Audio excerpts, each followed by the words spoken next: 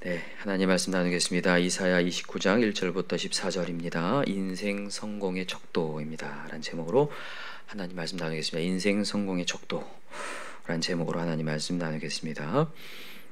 여러분, 성공을 가늠하는 척도가 있습니다. 뭘까? 세상 사람들의 기준들이 다 있을 텐데 성경이 말하는 이 성공의 척도는 예배입니다. 예배. 성경을 보면 예배에 성공하느냐 그렇지 않느냐가 인생 성공을 가늠해요. 이것을 수긍하시나요? 네, 왜냐하면 예배는 누구한테 하는 거죠? 하나님께 하는 겁니다. 예배를 정의한다면 하나님을 인정하는 거예요. 예배를 정의를 내린다면 하나님을 인정하는 자리가 예배예요. 여러분과 제가 오늘도 하나님께서 우리를 왜 창조했는지 존재의 목적을 좀 분명히 아실 필요가 있거든요. 여러분, 우리 인간의 제일 된 목적이 뭐죠?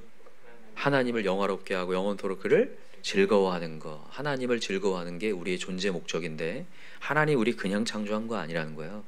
하나님 우리 창조한 것은 우리가 이 전능의 하나님을 인정하길 원하셔서 창조했어요. 그래서 이사야 43장에 보면 뭐라고 얘기하냐면 우리를 찬양하기 위해서, 내가 나를 위하여 너를 지었다, 이렇게 얘기해요.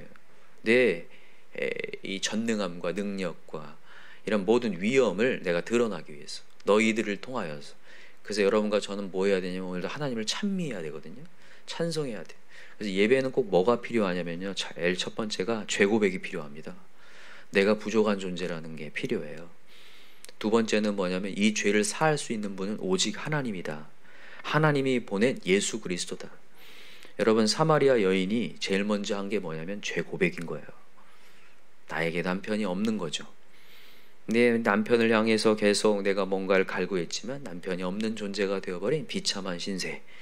그 고백이 될 때에 하나님께서 내가 너희가 영과 진리로 예배하는 예배자를 찾는다 얘기하시거든요. 이 영과 진리가 누굽니까?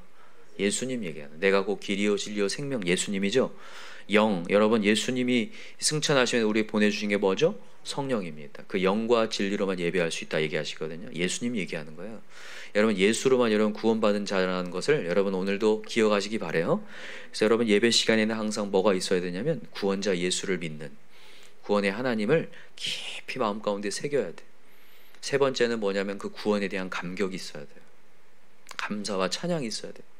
그래서 여러분과 제가 오늘도 예배를 드리는데 마음 가운데 뭔가 심란하고 분노가 있고 그렇다, 여러분 예배를 망친 거예요. 예배에는 절대적으로 감사와 찬양이 있어야 됩니다. 하나님 이런 존재를 건져주셨다니요. 이게 여러분 예배의 성공이라는 거예요. 이 예배가 성공되잖아요. 인생이 성공합니다. 여러분, 오늘 메시지가 그런 내용이에요. 사실 오늘 본문의 메시지 이제 아리엘이여 하면서 시작하거든요. 이 아리엘이라는 단어가 뭘까? 아리엘은 오늘 본문 큐티에도 잘 나오지만 예배 때 제물을 이렇게 어떻게 보면 태우는 화덕이라고 얘기하고 있어요. 아리엘. 이게 어디에 있을까요? 예루살렘 성에 있었겠죠. 자, 한번 보세요. 자, 29장 1절 시작. 슬프다 아리엘이여 아리엘이여 다윗이 친 성읍이여 해마다 절기가 도래오려니와. 여기 다윗이 친 성읍. 여러분, 다윗이 친 성읍이 어디냐면 예루살렘 성입니다. 계속해서 그 당시에 이 여부수 족속이라는 족속이 이 예루살렘을 차지하고 있었는데 아무도 공격을 못했어. 사울왕조차도 공격을 못하고 있다가 다윗이 왕이 된 뒤에야 이 예루살렘에 정복합니다. 난공불락의 성이었거든요. 이 침투하기가 어려운 성이었는데 하나님의 은혜로 말미암아 지혜가 부어져서 수로를 통하여서 그곳을 들어가서 예루살렘을 점령합니다. 그래서 다윗이 친 성읍이 바로 예루살렘을 가리키거든요. 이 예루살렘에 무슨 뭐가 있냐면 하나님의 성전이 있죠. 그 성전에서 하나님께 제물을 태워드리는 이 아리엘이라고 하는 화덕이 있었단 말이에요. 근데 그 화덕이 어떻게 되는지 보세요. 자, 2절 보십시다. 내가 아리엘을 괴롭게 하리니 그가 슬퍼하고 애곡하며 내가 내게 아리엘과 같이 되리라. 슬퍼하고 애곡한대요. 아리엘을 하나님께서 괴롭게 하겠대요. 하나님께서 이 아리엘, 하나님께 드리는 이 제단을요 다 쓸어버리겠다는 거예요. 안타까운 일이죠. 자, 3절 보세요. 내가 너를 사면으로 둘러 진을 치며 너를 애워 대를 쌓아 너를 치리니 네가 낮아져서 땅에서 말하며 내 말소리가 낮이기 티끌에 날 것이라. 내 목소리가 신접한 자의 목소리같이 땅에서 나며 내 말소리도 그 티끌에서 짓거리리라. 이렇게 우리의 인생을 티끌처럼 만들어 버리겠다는 거예요. 먼지처럼 만들어 버리겠다고 얘기해요. 왜요? 하나님께 예배가 성공되지 못하니까. 하나님께 예배가 제대로 드려지지 못하니까. 아까 얘기했습니다. 예배에 제일 첫 번째 뭐가 필요하다고요? 죄고백. 우리가 얼마가 부족하고 이 부족한 존재를 건지실 분은 하나님이시다.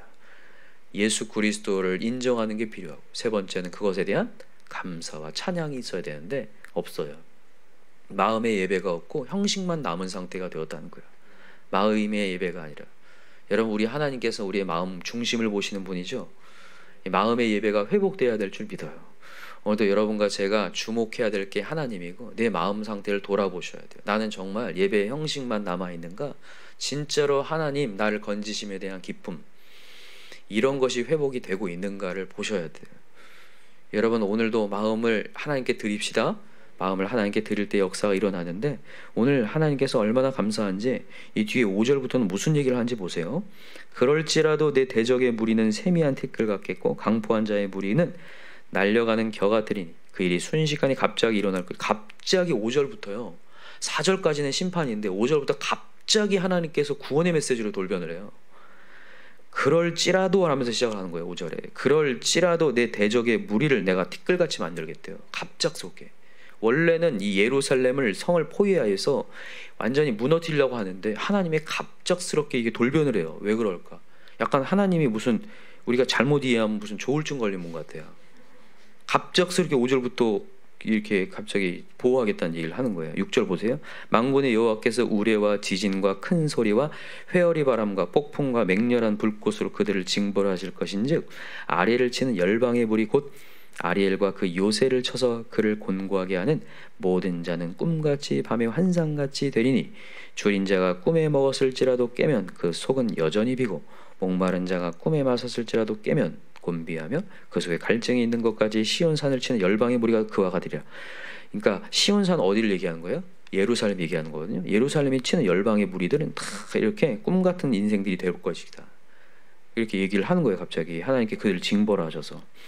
갑자기 이 얘기를 왜 하시냐? 이거면 이게 무슨 얘기를 하고 있는 거냐면요. 여러분, 히스기야 시대를 얘기하는 거예요. 히스기야 때 여러분 아수르가 쳐들어왔죠. 세나립이 쳐들어와가지고 예루살렘 성을 쌓았습니다. 그 소식이 이제 신하로부터 히스기야한테 들려와요. 그때 히스기야에게 한 게 뭡니까?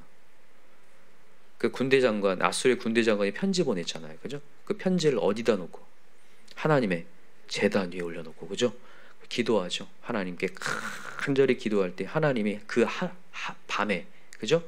그 아수르 군대를 꿈을 꾸게 하시다 18만 5천 명을 다 쓸어버리셨어요. 맞습니까? 기억하시죠? 그 얘기하는 거예요.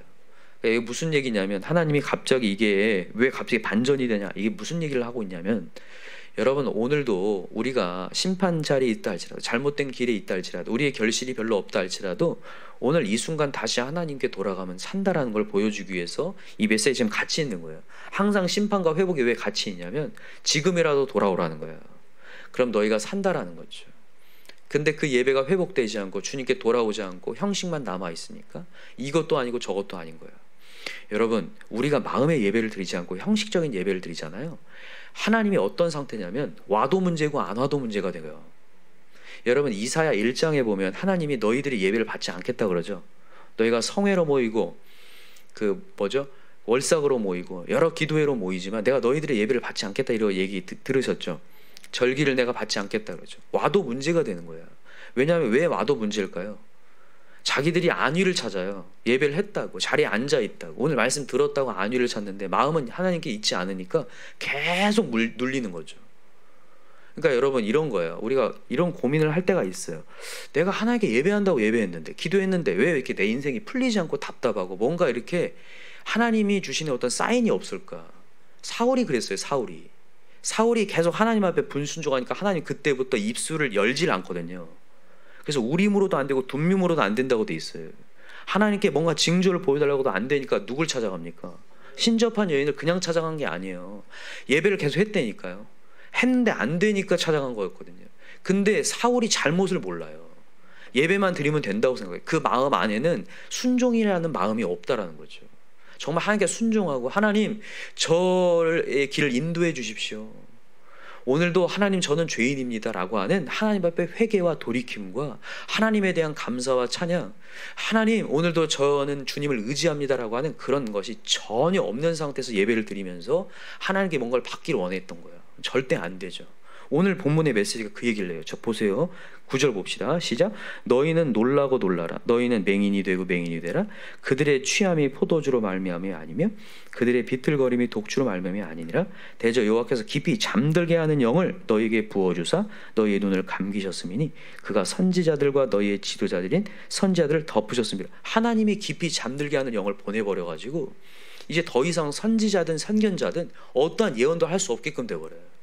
어떤 메시지가 들려오지 않게 된다는 거예요. 이게 진짜 무서운 말씀입니다.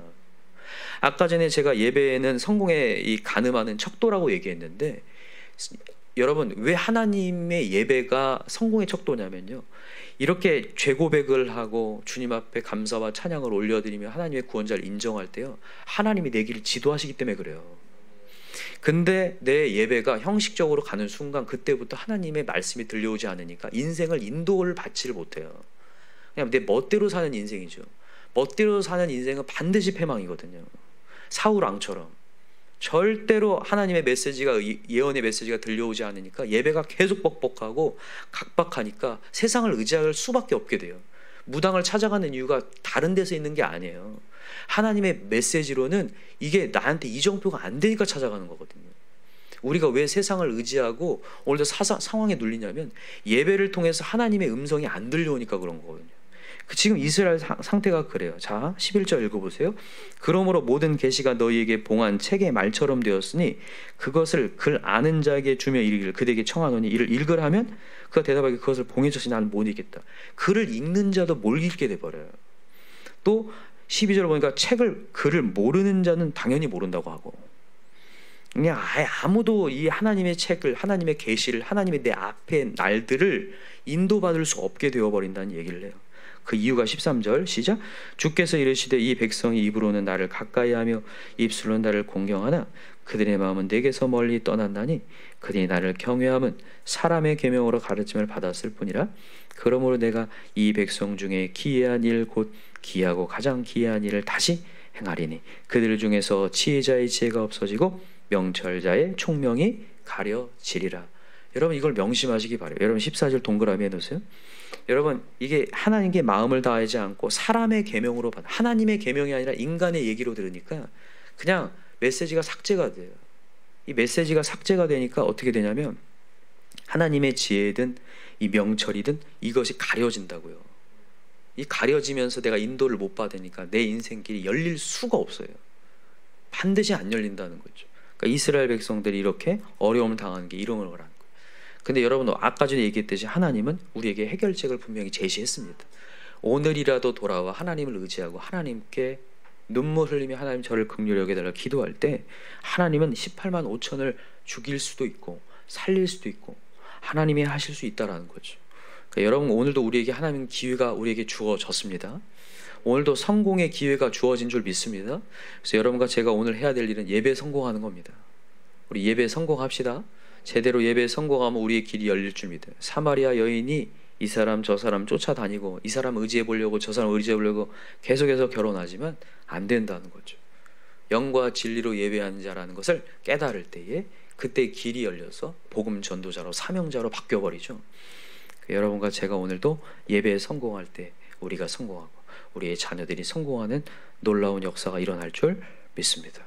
오늘도 믿고 나아가십시다. 우리 기도합시다. 이 시간에 우리 간절한 마음으로 기도할 때 사실은 우리가 이 예배가 중요하다는 것을 익히 들여서 알지만 우리를 냉정하게 보셔야 되는데 이스라엘 백성이나 우리나 똑같은 사람으로서 우리가 얼마나 시간이 지날수록 나도 모르는 사이 마음의 예배가 아니라 형식의 예배가 되고 있을 수 있는지 한번 우리가 돌아봐야 됩니다. 하나님은 철저히 우리 마음을 진짜 보시거든요. 이 독재자들은 자기 기쁨조를 만들어 놓고 자기를 위해서 막 시종 들고 하는 거 그냥 마음을 안 보니까 그 마음이 어떤지는 모른 채 자기를 위해서 막 기쁨조 하잖아요. 그러면 그냥 그걸 인정하지만 우리 하나님 독재자 아닙니다. 우리 하나님은요 우리를 하나님을 향해서 막 찬양하는 것처럼 보여도 그 안에 있는 마음을 보고 있다는 거예요. 네가 진짜로 나를 찬양하고 나를 의지하냐. 그래서 여러분과 제가 오늘도 마음을 속이면 안 됩니다. 정말 나는 하나님을 의지하고 있는 거. 전심전력, 아까 전에 우리 선생님 큐티 참 잘해 주셨는데 정말 전심전력을 다해서 하나님을 주목하고 있는 거예요. 정말 구원자 하나님, 저의 길 인도해 주십시오. 저의 길 한 치 앞도 내다볼 수 없습니다. 하나님, 제가 의탁합니다. 오늘도 여러분 뭔가 이렇게 메시지가 들려오지 않을 때 좀 정신을 다시 차리셔야 돼요. 사울왕처럼 세상으로 갈 게 아니라, 오늘도 말씀으로 내가 해답이 없으니까 세상으로 갈 게 아니라, 아, 지금 뭔가 하나님이 입을 다무셨구나. 내가 하나님께 주목하지 않으므로 뭔가 입을 다무셨구나. 이러면 안 되겠구나. 다시 한번 하나님을 간절히 찾아서 하나님 입술을 열어달라고, 나한테 하나님의 메시지가 들려와서 내가 그 길을 따라가게 해달라고, 내 마음에 정말 찾아오신 하나님의 평안과 은혜를 경험하게 해달라고. 사울왕은 하나님의 음성을 못 들으니까 매일같이 발을 동동 굴러요. 블레셋이 쳐들어가고 다윗이 괜히 자기 왕위를 뭐 할 것 같아서 매일같이 두려움에 떠는데, 그러지 않고 하나님이 주시는 큰 영광과 평안을 다 경험하게 해달라고, 우리 귀를 열어달라고 우리 이 시간에 간절한 마음으로 주여 삼창 부르고 기도합시다.